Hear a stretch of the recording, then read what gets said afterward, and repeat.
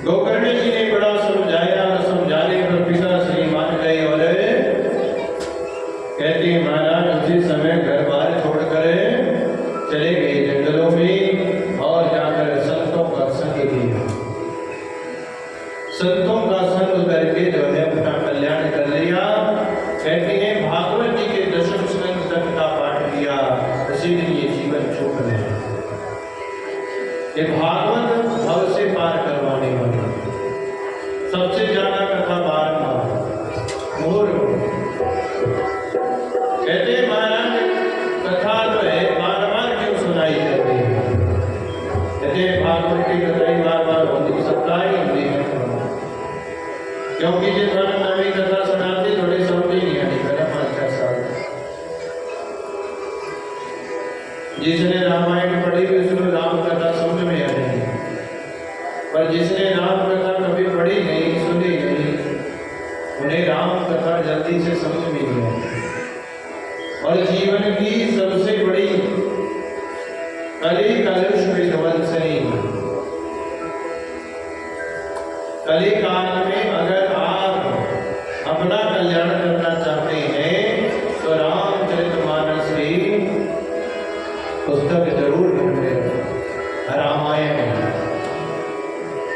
तुलसीदास जी ने इसे अपनी भाषा में लिख दिया।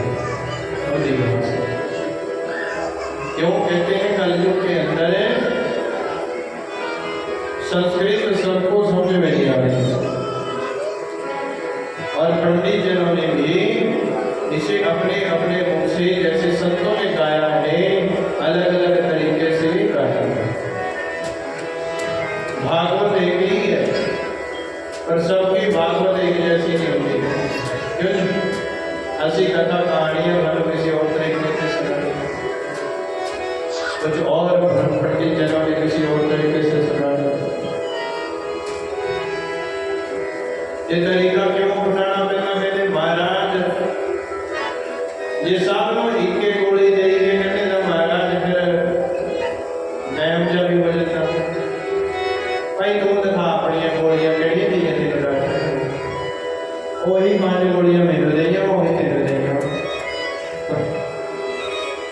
तो महाराज कहते बहम हो जाना भी जाए तो पक्षी दूसरे की देंगे। तो ये कहना मेरे तो बुखार था भाई ले पक्षी दुखने वाले भी वही 5 गोलियां, बुखार वाले भी वही 5 गोलियां। इसीलिए महाराज क्या किया, संत कहते हैं महाराज निज निज मुख जैसे जैसे मुख से गाई जाएगी वो अपने अपने भाव के अनुसार उस कथा को सुनाता है। जैसे शब्द में आ जाए वैसी कथा सुनाने के लिए कहा। तो महाराज कहते श्रोता और वक्ता जैसी कथा श्रोता कहीं कहते हैं महाराज अब आप ले आओ तमिलनाडु से बड़ी जी को, वो तमिल भाषा जानता हो और तमिल भाषा में कथा करने लग जाएगा तो वह आपको किसी को समझ नहीं आएगा। इसीलिए कहा है महाराज कि जब सप्ताह यज्ञ ज्ञान यज्ञ करवाना हो तो वक्ता ऐसा होना चाहिए धीर कंठ हो। कंठ कैसा होना चाहिए? बड़ा मधुर होना चाहिए। और दृष्टांत कुशलो कहते महाराज दृष्टांत दे देकर कथा समझाने वाला होना चाहिए। फिर वैष्णव, फिर वो भगवान नारायण को मानने वाला भी होना चाहिए। वो भगवान को मानने वाला भी होना चाहिए। और महाराज भगवान के नदी भक्ति करने वाला भी होना चाहिए। ये नहीं कि महाराज कथा का तो पता नहीं और सप्ताह कथा सुनाने लग जाए। फल स्वरूप जो है महाराज रामचरितमानस जो है हर जीव को पढ़नी चाहिए, क्योंकि वो सबकी समझ में आने वाली कथा है। अब कहते हैं पिता का कल्याण कर दिया, भागवत की प्राप्ति हो गई, संतों की प्राप्ति हो गई। अब फल स्वरूप क्या हुआ महाराज?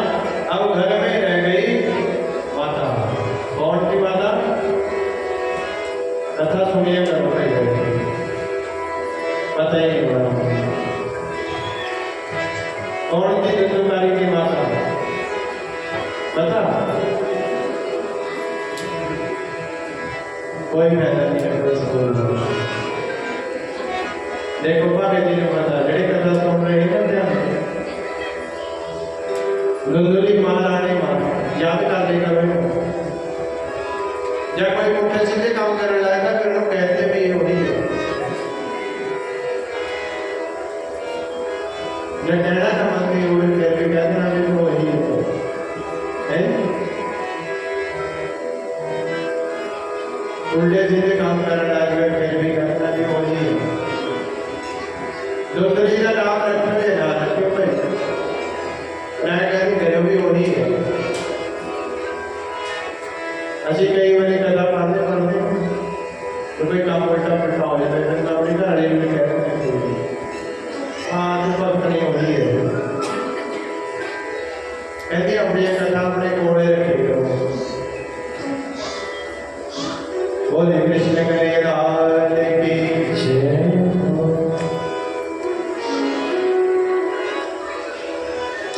तो कहते हैं अब धुंधली का भी कल्याण हो गया कैसे अब उसको भी मारने के लिए दौड़ा धुंधुकारी जल्दी हुई लकड़ी से मां को पीटने के लिए दौड़ा ने पैसे मांगे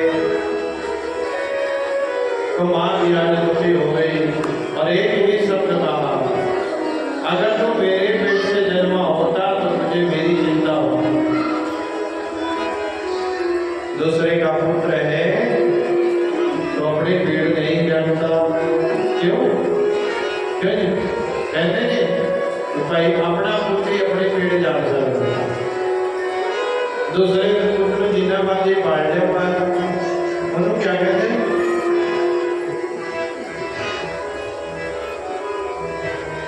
अजब बताना है कि भाई वो चढ़ाते बेटी रोटी पानी खाना है तो जब उड़ा रहे हो वो ही चुट दे तो बड़े भैड़े हमारा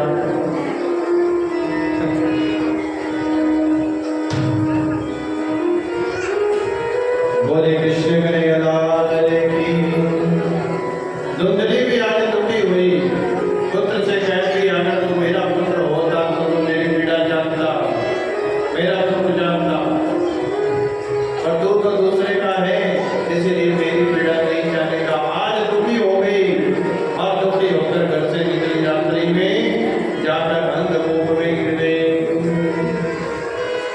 और जैसे ही अंधकूप में गिरती है तो इसकी मृत्यु हो जाती है अंधा कुआं से कहते हैं जरा खूदा पट लेते से पर पानी ना निकले तो वैसे ही सड़ सकते कहते खूब तोड़ने की चाहिए और थोड़ी देर बाद उसके ऊपर बूटे बाटे का जम गया देखा कुछ नहीं है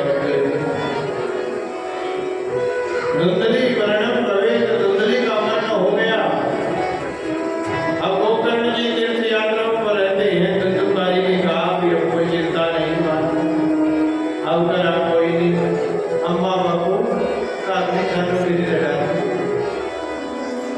वही काम हो गए महाराज और कोई कहने वाला नहीं रहा 5 प्रकार की स्त्रियों को अपने घर में रखा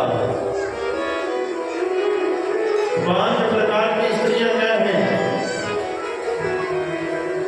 5 प्रकार की हमारी ज्ञान इंद्रियां है और 5 प्रकार की ही कर्म इंद्रियां हैं 10 है देखना इंद्रियों के न घोड़े भगे इन पर हरदम ये संयम के घोड़े भगे ये घोड़े क्या है ये इंद्रियां है और इनको काबू में रखने के लिए क्या करें जितना घोड़े में लगाम पाई हुई होती इसी प्रकार से सत्संग की लगाम जो है हमारे ऊपर जो ये राम सीता राम कृष्ण गोविंद गोपाल ये बार बार बोलते हैं ना ये डंडे हमारा इस मन पर पड़ते हैं तभी तो किसी ने कहा देखना इंद्रियों के न घोड़े भगे इन पर हरदम ये संयम के घोड़े भगे जब भी गलत होने लगे अभी जो है महाराज रोको, बीड़ी पीने का मन करने लगे तो मन को रोको, ये गलत बात है। ये कहीं बार बार जाने का मन करने लग गया, मंदिर जाने का करने लग गया, सत्संग में वो तो अच्छा है, पर कहीं गलत जगह जाने का मन करने लग गया तो वहां से रोको। गलत व्यक्तियों के साथ बैठने के लिए बार बार मन करता है, चलो वहां चलते हैं, ताश खेलते हैं, बेलेदा है, वहां भी जाने से रोको। बार बार इस पर घोड़े 5 क्या है महाराज, और क्या रखी 5 में से कौन कौन सी है महाराज? कहते हैं रूप। रूप कौन दिखाता है? सुंदर स्वरूप हमें आंखें दिखाती है, ये आंखें भी पाप करती है हमारा। चोरी कौन करवाएगा? आंखें करवाती है चोरी। जब चीज देखी हुई नहीं तो चोरी क्या करनी हुई, जब चीज देखी तो कहते महाराज चोरी होनी। क्यों? और ये कान कहते हैं महाराज, जब सुनना ही नहीं होना करना थे तो लोगों ने गल्ला क्या करती है? क्यों? जब सुनना ही नहीं कुछ नहीं तो चाहे कोई है कहीं कोई फलाना तेरे वाला कट रहा था है, मैं साधना भी किन्हें नहीं सुनना है। परंतु अगर कान दूसरे की बुराई सुनते हैं तो इनको भी रोकना पड़ता है। दूसरी वेश्या शब्द, अगर हम गलत शब्द सुनते रहते हैं तो हमारे मन में भी इसे गलत करने का विचार पैदा हो जाता है। इसीलिए इसे भगवान की कथा में लगाओ, वाणी में लगाओ, सत्संग में लगाओ। कोई चर्चा चुगली करने आ भी गया तो ये बोल दो कि महाराज हमने दुनिया की चर्चा से क्या लेना देना। क्यों? अगर दुनिया की चर्चा सुन भी रहे हैं तो क्या पड़ेगा उसको? इसीलिए कहते हैं महाराज छोड़ो इस चर्चा को। संत महात्मा लोग किसी की बुराई नहीं करते, वो फलाना ऐसा कह रहे थे, कोई बात नहीं कहने। दूसरा है समर्थ, तीसरी है वाणी। ये वाणी जीवा, तीसरी वैसे जीवा महाराज। ये जीवा राम नाम भी रखती है, भजन भी करती है, संतों की बड़ाई भी करती है, ब्राह्मणों की मान इज्जत भी करती है। इसी जीवा से हम आपको अपनी कथा सुना रहे हैं भगवान की, अपने प्यारे। और कहते हैं महाराज समय आया इसी जीवा से गालियां भी निकालनी शुरू करते हैं, इसी जीवा से दूसरे की बुराई भी शुरू करते हैं। इसीलिए कहते हैं इस पे भी कंट्रोल रखो। और फिर है स्पर्श। कपड़ा कितना अच्छा है, कोई चीज मुलायम है, खुल रही है, ये ना आंखें बता सकती है, ना कान बता सकते हैं, ना जीवा बता सकती है। ये क्या बताता है? हाथ स्पर्श करने से। इसीलिए इनको विद्वानों को गलत काम करने से फिर पैर, रूप, रस, श्रवण, शब्द, ये सब जो है महाराज क्या है? ये इंद्रियां है महाराज, ये अच्छा भी करती है और बुरा भी करवा देती है। ये ज्ञान इंद्रियां है, बुद्धि। इसको कंट्रोल में रखने के लिए बहुत प्रयत्न करने पड़ते हैं। ये बड़ी चंचला है बुद्धि देवी, जिसमें सारे शरीर का कंट्रोल चलता हमारा। ये शरीर की धर्म पत्नी है बुद्धि। और कहते महाराज जिसकी धर्म पत्नी अच्छी है उसका कल्याण हो जाएगा, परंतु धर्म पत्नी कोई बात नहीं सुन दी तो उसका कल्याण नहीं होगा, फिर दुखी होकर घूमता है। ये बुद्धि देवी जिसकी अच्छी है वो सुखी है, और जिसकी बुद्धि देवी हिली हुई है वो 1 मिनट बैठ नहीं सकता, उन्हें बहुत बुरे करे। फिर किसी और के जब मिलना कहने उनसे तो उससे बैठने का कहते महाराज जिसकी बुद्धि हिल गई, पत्नी हिल गई, घर की गृहस्थी हिल गई। जिसकी पत्नी अच्छी उसकी गृहस्थी सुखी। हमारी पत्नी ये बुद्धि देवी है, ये अच्छी रखने के लिए सत्संग करना पड़ता है, कथाओं में जाना पड़ता है। 5 प्रकार की जो है स्त्रियों को रखा। अब वो क्या करती हैं? 5 ही बुरी है हमारा, वो फिर बुराई रास्ता दिखाती है। क्यों? आंखों ने चोरी करना सीख लिया तो चोरी करे बगैर नहीं। कानों ने चुगलियां सुननी शुरू कर दी। मन ने कहा चलो भाई नहीं भाई पंचर करो, बेड़े की गला करेगा, फिर होकर आने बैठे। अगर जवान से जो है किसी की बुराई करनी शुरू कर दी तो फिर वो ही लग जाएगी। अगर हरि नाम सच्चा रखने लग गया तो गीत गाते घूमेंगे हरि नाम। महाराज कहते हैं बुरी थी, आज सबने इकट्ठे कर कहा महाराज हमें तो पहनने के लिए कपड़े चाहिए। सुनने वाली ने कहा महाराज मुझे भी सामान चाहिए। खाने वाली ने कहे रस पदार्थ चाहिए जीवा। और महाराज इसी प्रकार 5 ने जो सब कुछ मंगा लिया। अब धुंधुकारी चोरी करके ले आए राजे की यहाँ से। जैसे ही चोरी करके लेकर आया सामान पासा गया। अब जैसा खाएंगे मन वैसा हो जाएगा मन, ये कथा है। क्यों कही गई है कि अगर किसी का बुरा कमाई का अन्न खाएंगे तो विचार बुरे ही बने। कहाँ?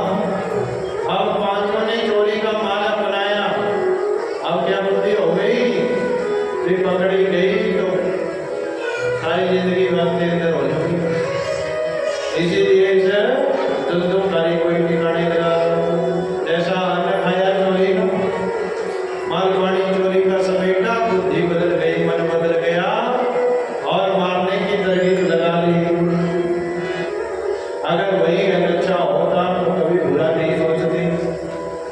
यही है महाराज कमाई का अच्छा और गलत स्वरूप जो है महाराज जब मारने के लिए सोचा कि कैसे मारे। 5 ने सलाह बनाई जो दारू पी कर आए हैं फिर जेने उठाओ। और जैसे ही धुंधुकारी शराब पी कर आता है महाराज उसी समय जो है क्या करता है? चारपाई पर लेटती बांध दिया हाथ में, हाथ पैर बांध कर जो है धुंधुकारी को सुला दिया।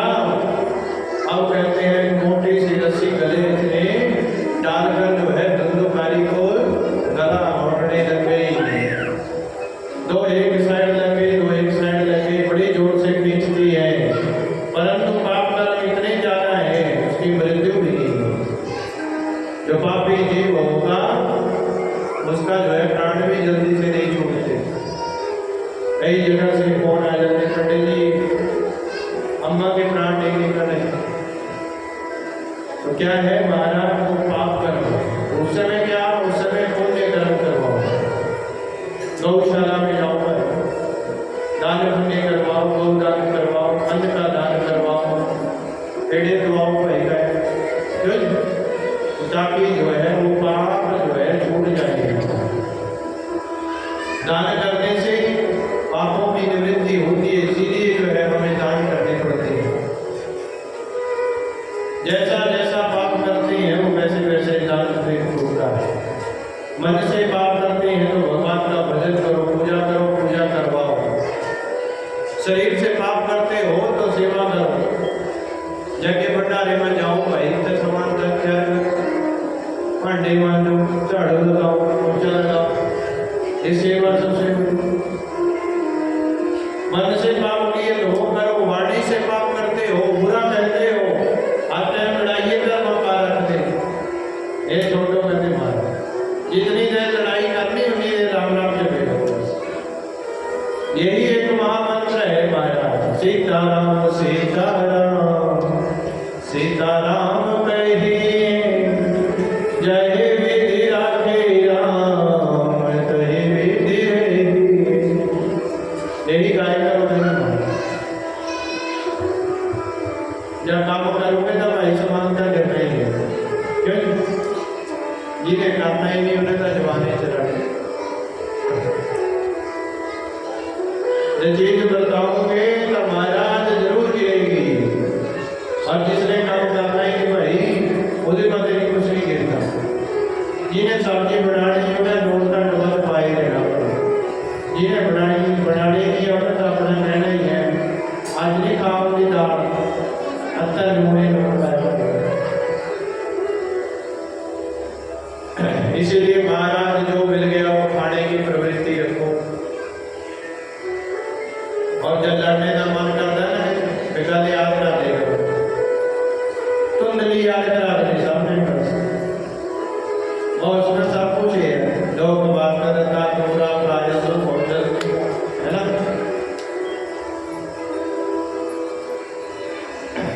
जीरा लड़ने का मूड होया जे सस लड़न लगे तो सस पैसे भाई पंडित जी ने कहा वा भी उन्हें याद कर लो, लड़ाई आपने मुक जाएगा।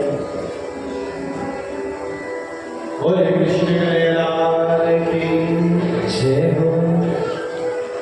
अब पांचों जो है मारने के लिए चल पड़ी, तो दो एक साइड बड़ी जोर से खींचती है, प्राण नहीं निकलते। पांचवी ने कहा महाराज जब हाथ मरे छड़ दिया फिर ज्यादा तंग करना कभी, इसीलिए क्या करें महाराज कि अब तो तपता अंगीठी चल रही थी, अंगारे चल रहे थे उसने भी। जैसे ही अंगारे ने चलती अंगीठी देखी, कड़छी का रंग बोले चके और दे बोले बेचे। और कहते महाराज तपता अंगार सो महाचर तन्मुखी ही विचिक्षिप हो। जैसे ही वो महाराज बोले मोले बिच पूछते कहते सब जल गया और नशे जल गई। जैसे ही नशे जली जला वैसे दुष्टकारी का प्राण। बड़ी जलाल बच्चा ने टोटा पटिया उसकी करते, दाह क्रिया भी नहीं हुई, संस्कार भी नहीं हुआ, पापी व्यक्ति का जो है संस्कार भी नहीं होता कहते सबका। अग्नि में नसीब नहीं होती है और बड़ा स्वरूप जो है वही काट दिया, चली गई वहां से। अब जो गोकर्ण जी को पता चला गया मैं गए पिंड दान करवा के आए। एक दिन घर में पहुंचे तो क्या देखा कि अब घर में तो कोई रहता नहीं, इसलिए चारों तरफ कूड़ा ही कूड़ा।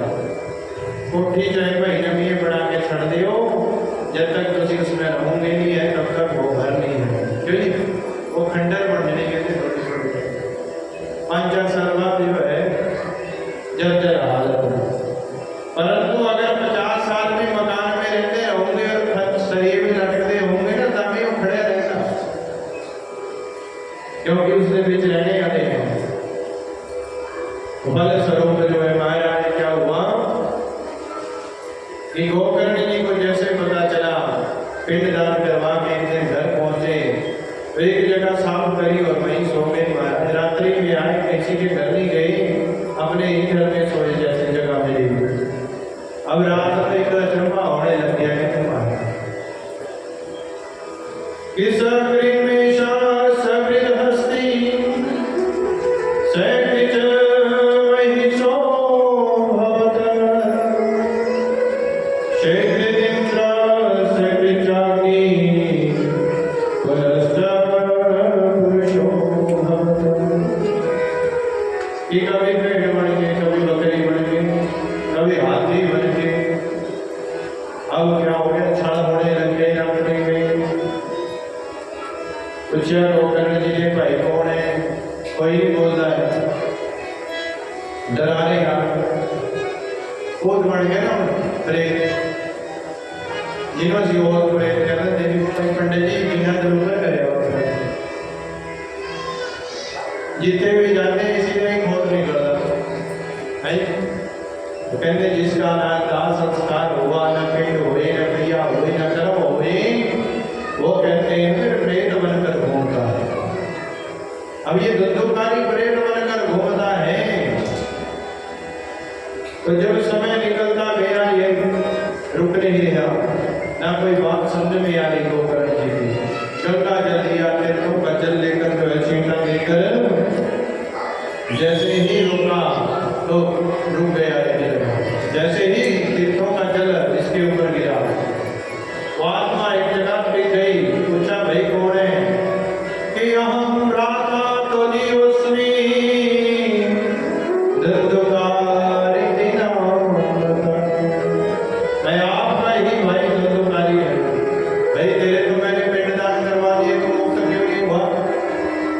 भी बिल्कुल रहा है प्रेम कहते भैया गया श्राद्ध सदैना भी कह गया जी में सरोवार श्राद्ध करवा दो 1000 बार श्राद्ध कर दो मेरे वर्गे की मुक्ति नहीं होनी कहते क्यों कहते जिंदगी में कभी रब का नाम ले ही नहीं किसी सत्संग में से भी गुजरे किसी भक्त के पास भी रुपया नहीं है कभी भगवान के पास तो दूर की गल है कहना जेड़ा राम राम का भजन करता उन्हें कोल भी नहीं करी बैठे इसीलिए महाराज मेरी मुक्ति नहीं होनी कहते कैसे होनी आप संत हैं आप भी बताइए गोकर्ण जी महाराज ने जैसे ही देखा ठीक है महाराज सुबह उठकर जैसे ही देखा सब गाँव वाले इकट्ठे हो गए जितने भी द्वार पट्टी थे सबको बुला लिया महाराज बताइए जिस प्रेत की गया में श्राद्ध करने से मुक्ति ना हो कैसे होगी कहते हैं सब कहते हैं गया जी में गया फिर गए फिर श्राद्ध भी नहीं करना कहते फिर कहते श्राद्ध भी नहीं करना है ये धारणा गलत है महाराज टाइम हो गया पर कहते फिर मेरा काम ज्यादा हो गया बोलिए कृष्ण कन्हैया जय हो कहते जब तक किसी धरती पर है थोड़ी तीन पीढ़ियां थोड़ी नाले रहनी है ये याद रखे वाले थोड़ा पिता थोड़ा दादा थोड़ा परदादा थोड़ी माता थोड़ी दादी थोड़ी परदादी जिन जिनके चल गए जिनसे जोने बैठे तो नबे ये थोड़े नाल ही जेडे कहते महाराज गया श्राद्ध है कितना भेवे पर ऐसी क्रियाक्रम करवाते वैसे ही गया श्राद्ध है गया जी में पिंडदान है बड़े बड़े तीर्थों पर है गया जी में जाओ तो 16 दिन वही रहो वही दान पुण्य करो वही भंडारा करो वही करो 16 दिन के लिए जो है ये श्राद्ध क्यों क्योंकि जो महाराज करते थे वो सोना दान करे करते थे अन्य का दान कभी नहीं करे होता जब मर के गए तो कहते महाराज जो उसी दान करते वही समय मिलता इसीलिए अच्छे से अच्छा दान करना चाहिए ये नहीं कि पंडित जी जाके तो दुकानदार ने पूछा क्या करना पाठ करना चलो पंडित जी को कुर्ते पजामे में 30 रुपये मीटर वाले दे देते पंडित जी ने क्या करने भाई इन्हें डालो ना ही हो मंगनी वाला आदमी वाला कहते महाराज सूट वो लेना जेड़ा बहुत पुराना भी ना मैं अपने घर दे देंगे ऐसे कहना चाहिए भाई दान करना तो जज का तो नहीं आता क्यों जो कहते महाराज ये है शास्त्र तो ये कहता है कि आपका दिया जूता उसे पहनना पंडित जी जब पहनोगे तां थोड़े को इतना नहीं सुख मिलना कपड़े जेब में पाओगे तां सुख मिलना रोटी भी अच्छी खिलाओगे तां सुख मिलना तो इसीलिए कहते महाराज साल में एक दिन वास्ता से श्राद्ध करना वो भी अच्छा नहीं करना तो आगे जाके वही एक पानिया दान करेगा करो एक दिन भाई जाके भंडारा लेके आया था बहू ने किया बहू बड़ी समझदार थी बिकरा रोटी की बड़ी है आज साहब जी कहते भंडारे वाली ले आओ बापू का ही भंडारा बापू का भंडारा लेके मतलब तेरे साहब जी ले आई थोड़े जे चौल ले आई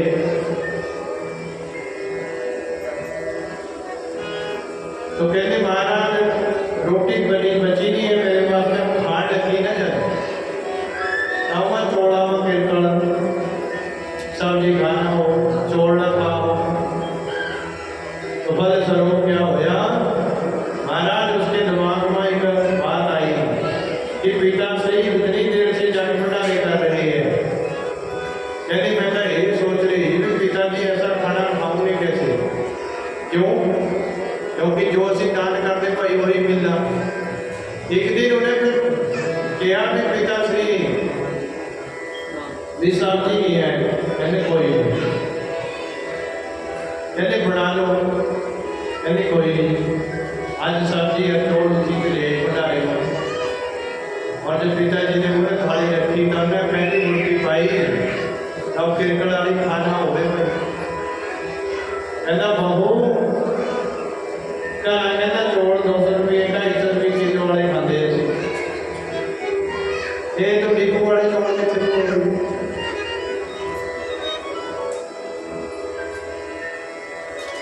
ये सत्य बात है हमारी ये डिपू वाले चौल ले आई भाई चौल का अपने है और सब्जी कहता इतना पैसा है ना महाराज फिर भी सब्जी ऐसी नहीं किरकड़े मुर्गी इतनी खाओ तो बहुत बड़ी समझदार कहती पिताजी ये थाली तो मैं जानबूझकर आपके लिए लेकर आई है मैं तो ये चेक कर रही थी कि तुझे खाना खा लूंगा या नहीं खा लूंगा कहते क्यों कहते मैं तो शास्त्रों में संतों के ब्राह्मणों के मुख से एक ही बात सुनी है कि असि जैसा दान करते वैसा ही सानू मिलना भाई और कहते महाराज मैं तो यही सोच के कई दिन से सोई नहीं है भी पिताजी बोले ना बड़ा स्टैंडर्ड का खाना खाते मार के फिर खाई के खड़ा करूंगी है तो उसके दिमाग में कहते दान थोड़ा कर लो भगवान कहते भी दान थोड़ा कर लो ये जरूरी नहीं है कि मैं 10 कट्टे थोड़ा ने घेर नहीं है तो कहते 5 किलो दी मैंने तो 5 किलो दे जा पर अच्छा दे जा तो पिताजी ने दिमाग में लगाई भी ठीक कह रही कहते दान करना थोड़ा कर लो परंतु अच्छा करने की सोचो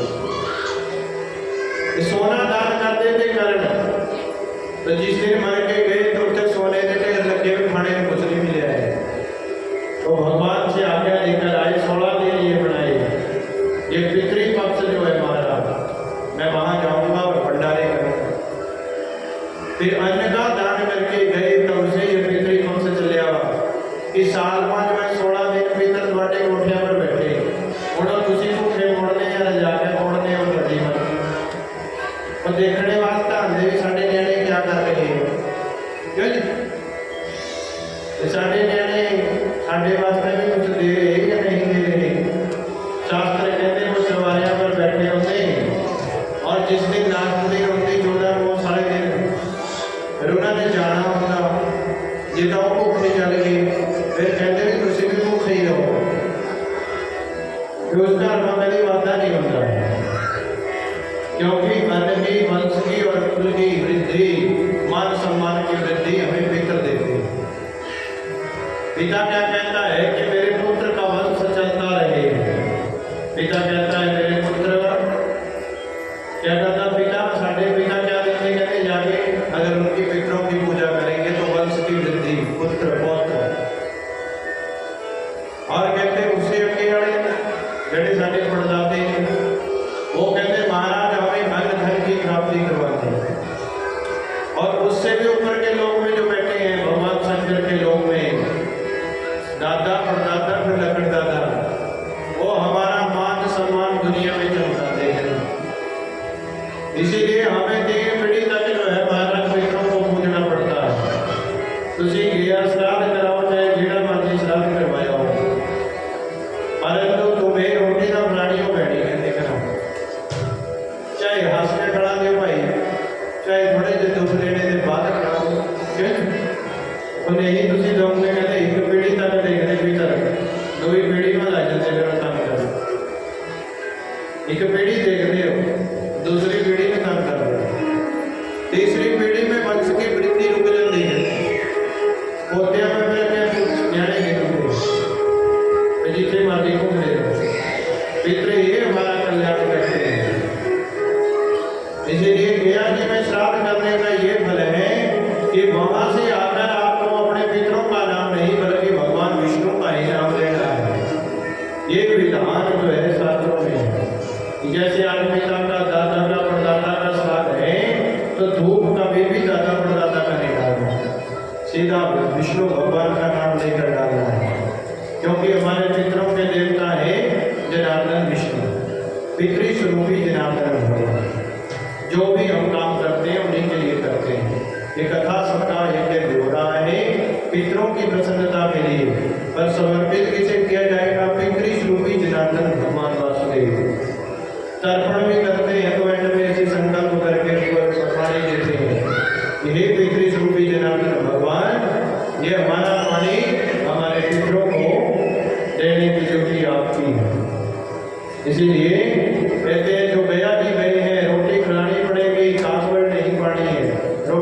वाणी पड़ेगी, पितरों का नाम लेकर नहीं बल्कि भगवान विष्णु का नाम लेकर जो है भोग डालना, ये विधान है। ये जी में कहीं भी नहीं लिखा कि अपने पितरों का श्राद्ध मत करो, इसीलिए रोई करे करो मत। क्या मतलब बेटा दादा पड़दादा लकड़दादा कोई बुआ कोई चाची कोई ताई कौन आके बैठ के बड़े करा और जिधर कथा पढ़ना था साडा पड़ोसी है चाह भी करना था उधर श्राद्ध था पंचमी का कराड़ी कहते सवेर उठ के कहते भी मैनू रात सुपने में एक देखा कहते थोड़े घर गल्ला कर रहा भी यार पंडित जी चाह तो पढ़ा दे वहाँ भाई अपनी संतान वहाँ पढ़ावे चाह किसी में भाई क्या बात करना क्यों जी पहले तो फिर भाई ज़्यादा गिलास बना दो कहते क्या पता कौन साथी इच्छा रख रहे हैं लेने की, वो किसी न किसी रूप में आपसे आकर मांगेगा, वो किसी न किसी रूप में आकर आपको जरूर देखेगा। कहते महाराज अब पितरों का वक्त चला हुआ है, करते कहते भी वो पढ़ाओ जेड़े संभाल के बैठे जाने जाएगा, मगर प्रेम किसी से भी हो सकता है, भाव किसी के साथ भी जुड़ सकता है, ये जरूरी थोड़े भी बड़े ही उतने श्राद्ध करने जेड़े चार छोटे हमने नहीं करने। शास्त्र तो कहते हैं कि मृत्यु के समय एक ही पुत्र एक ही जगह कर्म होना चाहिए, परंतु वार्षिक और चतुर्वार्षिक श्राद्ध अगर चार पुत्र हैं तो अलग अलग रहते हैं तो अलग अलग कर सकते हैं, वो कोई विचार नहीं। इकट्ठे रहते हैं इकट्ठे प्रेम भाव है तो कर सकते हैं, जो भाइयों में लड़ाई हुई भी होगी मैं नहीं जाना करने तो कहता अपना अपना करो वो भी प्राप्त होगा फल स्वरूप। धुंधुकारी से वार्ता हुई, गोकर्ण जी ने लोगों से पूछा क्या करना चाहिए, सबने कहा भाई हम तो जानते नहीं कि यह जीव पिंड सबसे ज्यादा बढ़ेगा। तभी सूर्य भगवान से पूछा गया आप तो जगत के साक्षी हैं आप ही बता दीजिए महाराज। सूर्य भगवान ने कहा महाराज श्रीमद् कि सूर्य भगवान ने कहा कि महाराज श्रीमद् भागवतान मुक्ति सप्ताह वाचनम करो, सप्ताह का वाचन करो तब धुंधुकारी का जो है कल्याण होगा। और फिर गोकर्ण जी महाराज जी वैष्णव ब्राह्मण को कुलांगर जो है सप्ताह की के करवाया क्रम, और जैसे ही सप्ताह पूर्ण हुई तो एक ही विमान आया कहते महाराज। जैसे ही कथा शुरू हुई तो पहले दिन आह्वान किया गया सब पितरों का, उसमें प्रेत रूप में धुंधुकारी आया परंतु वह हवा रूप में था, इसलिए वहीं पर एक साथ मोरी का बांस पड़ा था। ये बांस अंदर से खाली होता है तो कहते उसी की कोर में रह गया बैठकर, कथा वही सुनने लग गया। 7 दिनों तक कुछ खाया नहीं कुछ पिया नहीं कहीं गया नहीं, वही रहा, एक एक शब्द को सुना, मूल को भी सुना और कथा को भी सुना, जिससे वो पहले दिन की कथा पूर्ण हुई। विश्राम हुआ तो पहली गलती, दूसरे दिन दूसरी, तीसरे दिन तीसरी, 7वें दिन 7 गांठ वाला बांस पढ़कर 2 हो गया। देवी देवधारी पुरुष सबके सामने प्रकट हो गया। उसी समय भगवान के विष्णु के पार्षद आए और पकड़कर हाथ से उनको विमान में बिठाया। जैसे ही ले जाने लगे गोकर्ण जी ने पूछा महाराज यहाँ कथा तो बहुत से लोग सुन रहे हैं, कथा सुनने वाले तो बहुत हैं परंतु विमान की है जहाज का ही है कोई गल नहीं। क्या महाराज फल भेद हो, कहते हैं कथा सुनने में भेद पड़ गया, कथा सुन के करा चल देते फिर भूल जाते, कथा सुन के जाना फिर भूल जाना, ऐसा नहीं कुछ होने का भाई की गल याद रखे। बोले कृष्ण लाल की। और महाराज कहा फल भेद, सुनने में भेद पड़ गया, इसीलिए धुंधुकारी की कथा ध्यान से सुनी, बाकियों ने सुनी है परंतु ध्यान नहीं दिया।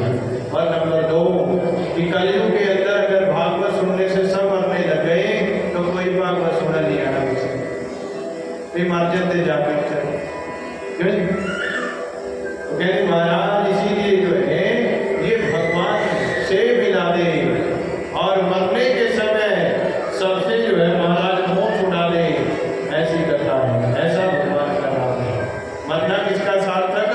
अंत समय में जिसके राम कृष्ण गोविंद नारायण गुरु मंत्र मुख से निकल गया, उसी का मरना सार्थक है इस दुनिया में महाराज। उसी के लिए तो कथा सुन रहे, उसी के लिए भजन, उसी के लिए कीर्तन। और महाराज जब आप जाएंगे तो साक्षात नारायण आपको लेने आएंगे। बातचीत हो गई, दूसरी बार फिर कथा सप्ताह हुई। इस बार सबने ध्यान से सुननी। तो कर्ण जी ने खुद कथा करी और सबको साथ लेकर गए, जैसे भगवान श्री कृष्ण और अयोध्यावासी राम सबको लेकर अपने साथ गए थे गोकुल धाम में। कहते हैं वहां भगवान ने इन्हीं के नाम से एक गोलोक धाम बना रखा है। वह जो कथा सुनता है, भगवान की कथा सुनता है, लोगों की सेवा करता है, संतों की सेवा करता है, वो गोलोक धाम में निवास करता है। और ये कथा पितरों के लिए शहद के समान, मधु के समान प्राप्त होती है। इसीलिए ये कथा जो है हर रोज सुननी चाहिए। किसी भी माध्यम से सुन लो। जिनको पितर दोष है ना, वो फोन में लगा के कथा सुननी है दुखदाई।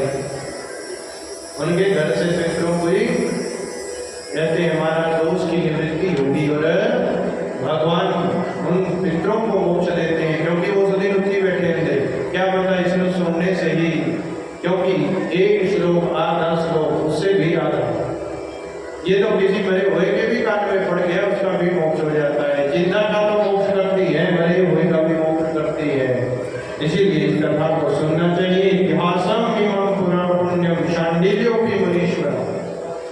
ये जो महाराज इस परम पवित्र इतिहास का पाठ चित्रकूट पर विराजमान मुनीश्वर शांडिल्य वे ब्रह्मानंद में मग्न होकर करते रहते हैं। ये कथा इसलिए बड़ी करके सुनाई गई है महात्म्य की, ताकि आपको जो है इस कथा का फल मिले। क्योंकि श्राद्धों में महात्म्य से ही कल्याण हो जाता है। कथा सुनने के तो आगे की थी, तो इसलिए भगवान के आज में महात्म्य में फंसे रह गए। कल की चर्चा में, कल के सत्र में भगवान की पुराण में प्रवेश करेंगे। प्रथम स्कंद से कथा शुरू होगी। अली कथा शुरू नहीं हुई है, ये तो महात्म ही दस रहे पुराण। बोले गोविंद भगवान की जय। यही मन में सोचना कि जब धंधुकारी जैसा महान प्रेत तर गया तो हम क्यों नहीं तर सकते। और कहते हैं महाराज जब गोकर्ण जैसे संत का आश्रय जीवन में मिल जाता है, और महाराज जब भगवान की भक्ति मिल जाती है, भगवान का कर्म मिल जाता है, भगवान के साथ मिलाने वाला मिल जाता है, तो उस समय हमारा कल्याण हो जाता है।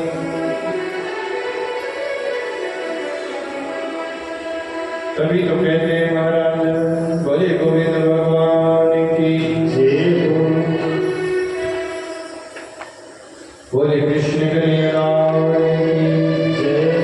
आज थोड़ा सा दानी सज्जन श्यामलाल जी 1100 रुपये का दान, भरत चौधरी जी 1100 रुपये का दान, गुप्त दान 500 रुपये, सीताराम काला जी 1100 रुपये का दान, प्रवीण कुमार धर्मा जी 500 रुपये का दान, गुप्त दान 510 रुपये, राम कुमार छोटे जी का 1000 रुपये का दान भगवान की परम मंगलमय कथा में किया। आज का भंडारा हमारे मुखड़ जी की ओर से, अश्विनी जी की ओर से है। और महाराज भगवान जयदत्त की आदित्य पिता श्री का साथ है, तो जी पे महाराज ने कहा कि चलो कोई बात नहीं, दान भी हो जाए। फल स्वरूप भगवान की परम मंगलमय कथा जिसमें आप श्रवण कर रहे हैं, पितरों की मुक्ति के लिए जो है कथा, वैसे तो वो मुक्त ही है, क्योंकि महाराज ऐसे दिव्य आत्माएं कभी कभी